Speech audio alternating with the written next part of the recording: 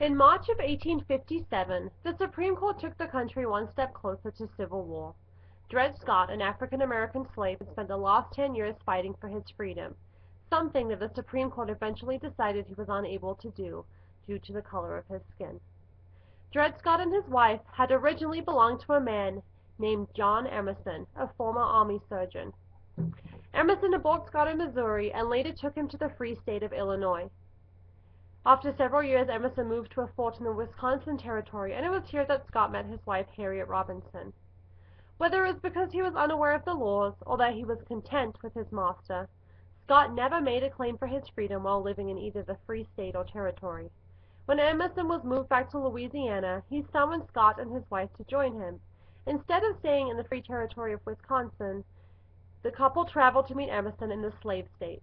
When Emerson died in 1843, Scott finally sought out freedom for himself and his wife. Initially, Scott tried to buy his freedom from Emerson's widow, but she refused, and as such, Scott took his case to the courts. The case made it all the way to the United States Supreme Court, where 7 out of the 9 justices declared that no slave or descendant of a slave could be a U.S. citizen or ever had been a U.S. citizen.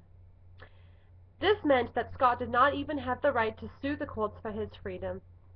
Scott's lawyers had claimed that because he had traveled above the area that had been outlined in the Missouri Compromise as free, that he had earned his freedom.